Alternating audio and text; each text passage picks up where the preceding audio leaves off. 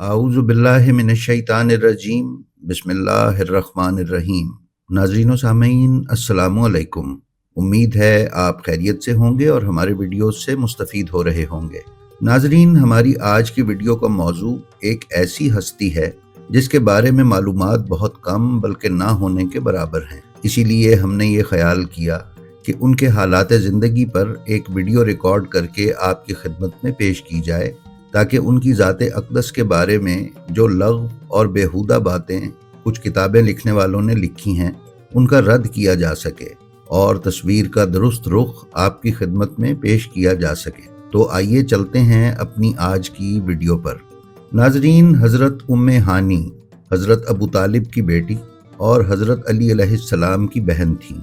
उनका नाम फाख्ता या हिंद बताया जाता है, लेकिन वो अपने लक़ब उम्मे हानी से जानी जाती हैं।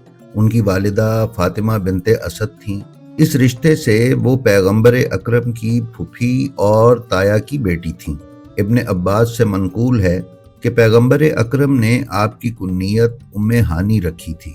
बाज़ मुअर्रिखीन के मुताबिक उम्मे हानी ने फ़तह मक्का के बाद इस्लाम कबूल किया, लेकिन काजी नोमान मगरिबी ने शरहुल अखबार में पैगंबर अकरम से एक हदीस नकल की है, जिसकी रूह से आप हमेशा खुदाए वाहिद की इबादत किया करती थीं। हज़रत खदीजातुल कुबरा सलामुल्लाह अलैहा की वफ़ात के बाद हज़रत उम्मे हानी के ज़िम्मे कुछ अरसे के लिए हज़रत फ़ातिमातुज़ ज़हरा सलामुल्लाह अलैहा की निगहदाश्त भी की गई थी। हज़रत उम्मे हानी की 4 औलादों का जिक्र तारीख़ में मिलता है, जिनमें से 3 बेटे तालिब, आकिल, जाफ़र और एक बेटी जमाना के नाम जिक्र किए गए हैं, जबकि इब्न साद ने तबक़ात में उनके 4 बेटों हानी, उमर, यूसुफ और जादा का नाम लिया है। इसी तरह कुछ मुअर्रिखीन के मुताबिक उनके बेटे जादा बिन हुबैरा खुरासान में इमाम अली के गवर्नर थे और जंग सिफ़ीन में वो इमाम अली अलैहिस्सलाम के लश्कर में शामिल थे।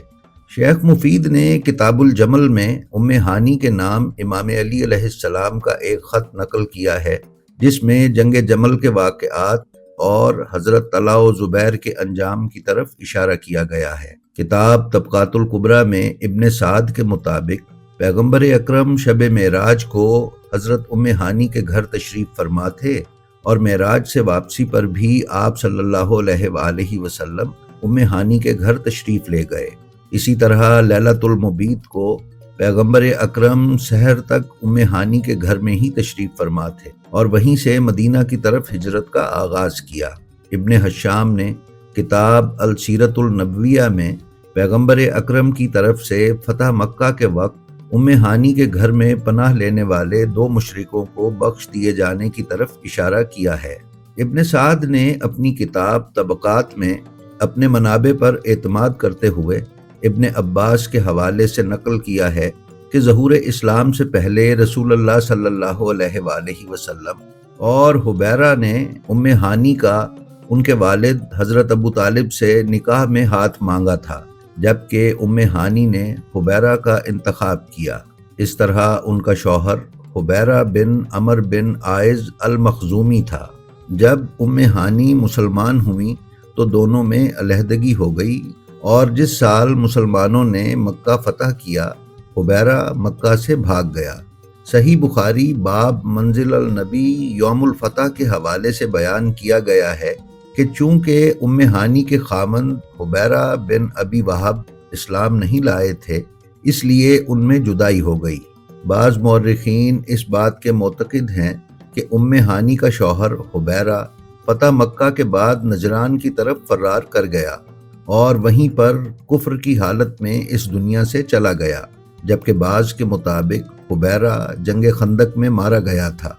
नाज़रीन, कुलैनी ने अपनी किताब काफ़ी में अपने ज़राए पर एतमाद करते हुए और अबू बसीर का हवाला देते हुए इमाम बाकिर या इमाम सादिक अलैहिस्सलाम से नकल किया है कि उन्होंने फरमाया, उम्मे हानी के मुसलमान होने के बाद और हुबैरा के मक्का से फरार के बाद रसूलुल्लाह सल्लल्लाहु अलैहि वसल्लम ने उम्मे हानी बिनते अबी तालिब से निकाह में हाथ मांगा।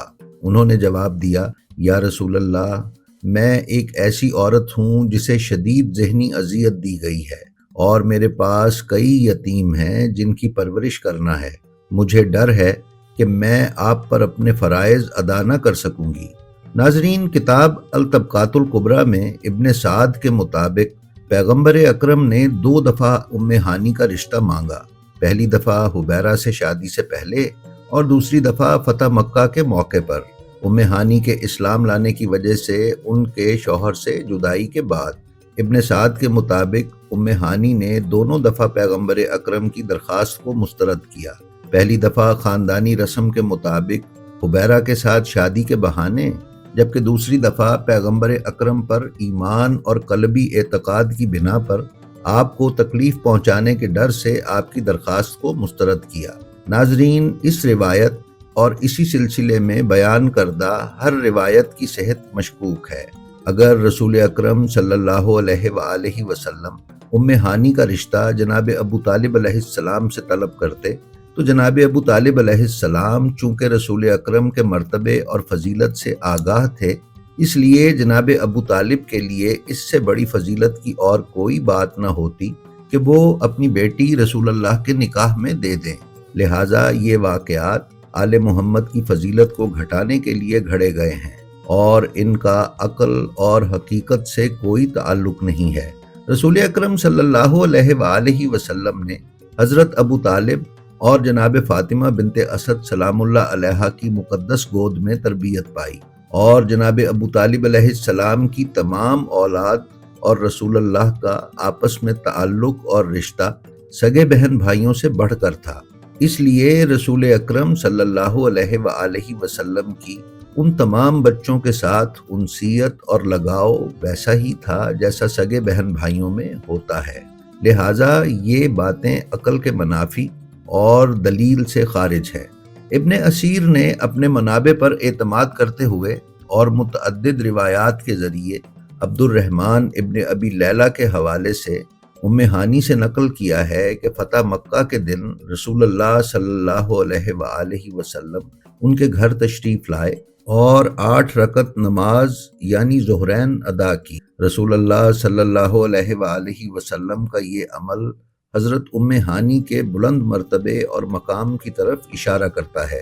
ترمذی کی روایت کے مطابق حضرت صلی اللہ علیہ وآلہ وسلم سے ان کو جو عقیدت تھی وہ اس سے ظاہر ہے کہ جب آپ فتح مکہ کے زمانے میں ان کے گھر تشریف لائے اور شربت نوش فرمایا اور اس کے بعد ان کو برتن واپس دیا تو انہوں نے کہا کہ میں روزے سے ہوں لیکن آپ کا جھوٹا واپس نہیں کرنا چاہتی۔ بعض روایات میں ہے کہ انہوں نے پی لیا اور پھر خود ہی عرض کیا، یا رسول اللہ صلی اللہ علیہ وآلہ وسلم، میں روزے سے ہوں۔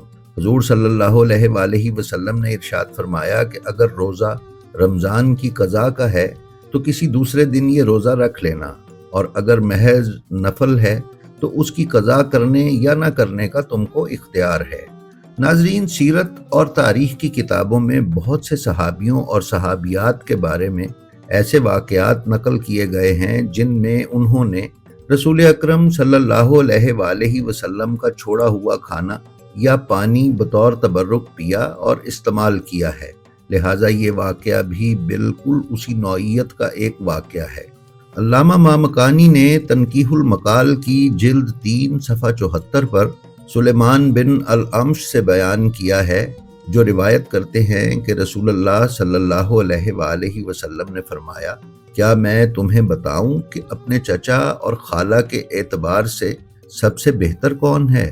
صحابہ نے جواب دیا، جی ہاں یا رسول اللہ۔ حضور صلی اللہ علیہ وآلہ وسلم نے فرمایا کہ حسن اور حسین ان کے چچا جعفر طیار ہیں جو فرشتوں کے ساتھ پرواز کرتے ہیں، اور ان کی پھوپھی ام ہانی ہیں جو جنت میں ہیں۔ اس روایت کے مطابق ام ہانی جنت کے باشندوں میں سے ہیں اور اس سے ان کی نیکی اور ایمان کی بلندی ظاہر ہوتی ہے۔ ناظرین، البرکی اور شیخ طوسی نے انہیں پیغمبر اکرم کے اصحاب میں شمار کیا ہے اور آپ صلی اللہ علیہ وآلہ وسلم کی احادیث کے راویوں میں گردانہ ہے۔ عمر رضا کہالہ نے اپنی کتاب اعلام النساء میں بیان کیا ہے کہ وہ اپنے زمانے کی بہترین خواتین میں سے تھیں۔ شیخ ذبیح اللہ محلاتی نے ریاحین الشریعہ میں لکھا ہے کہ ہانی اسلام کی بہترین اور معروف خواتین میں سے تھیں۔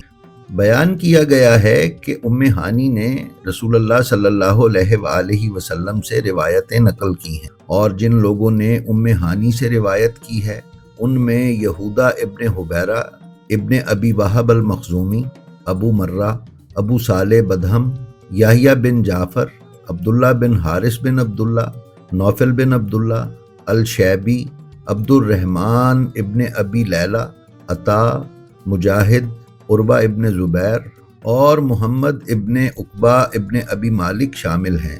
ناظرین، ہانی حدیث ثقلین نقل کرنے والوں میں سے بھی ایک تھی۔ وہ حدیث ثقلین کہ احمد بن شعیب نسائی نے اپنی کتاب سنن نسائی میں یوں بیان کیا ہے کہ رسول اللہ صلی اللہ علیہ وآلہ وسلم نے فرمایا، گویا مجھے خالق یکتا نے بلایا ہے اور میں نے بھی یہ دعوت قبول کر لی ہے، اور میرا وقت وصال آن پہنچا ہے۔ میں تمہارے درمیان 2 قیمتی امانتیں چھوڑے جا رہا ہوں، جن میں سے ایک دوسری سے بڑی ہے، کتاب خدا اور میری اطرت، جو کہ میرے اہل بیت ہیں۔ بس دیکھو کہ ان کے ساتھ تم کیا رویہ روا رکھتے ہو، کیونکہ وہ کبھی جدا نہیں ہوتے حتیٰ کہ حوض کے کنارے مجھ سے آ ملیں۔ اسی طرح حضرت ہانی حدیث غدیر کی بھی راوی ہیں، جس میں رسول اللہ نے فرمایا کہ جس جس کا میں مولا ہوں اس کے علی مولا ہیں۔ اسی طرح حضرت ہانی واقعہ فدق میں حضرت فاطمہ الزہرا سلام اللہ علیہا اور خلیفہ اول کے درمیان پیدا ہونے والے اختلافات کی بھی راوی ہیں۔ الطبرانی نے ہانی سے 109 روایات نقل کی ہیں، جن میں سے اکثر نماز اور روزہ سے متعلق ہیں۔ ناظرین، صحاح ستہ کی کتابوں میں بھی ان سے روایات نقل کی گئی ہیں۔ ترمذی کی روایت ہے کہ حضرت علی علیہ السلام کی شہادت کے بعد وہ ایک مدت تک زندہ رہیں۔ کتاب التہذیب میں ہے کہ حاکم شام کے زمانہ حکومت میں انہوں نے مدینہ میں انتقال کیا۔ آپ کی عمر 100 سال سے زائد بیان کی گئی ہے۔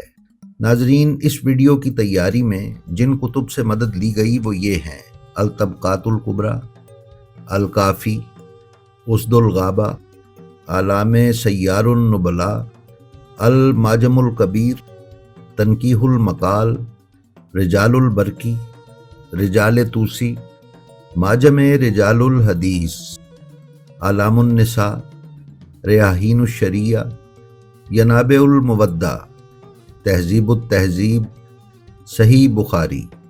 جی تو ناظرین، یہ تھی ہماری آج کی ویڈیو۔ ہمیں امید ہے یہ آپ کو پسند آئی ہوگی۔ اگر آپ ہمارے چینل پر نئے ہیں تو برائے مہربانی اسے سبسکرائب کر لیں، اور اس کا جو ویڈیو آپ کو پسند آئے اس کا لنک اپنے حلقہ احباب میں شیئر کرتے رہیں، تاکہ علوم آل محمد کی نشر و اشاعت میں آپ کی حصہ داری برقرار رہے۔ اس کے ساتھ ہی ساتھ اپنا اور اپنے متعلقین کا بے حد خیال رکھیں اور خلق خدا میں آسانیاں تقسیم کرتے رہیں۔ خدا آپ کا حامی و ناصر ہو۔ السلام علیکم۔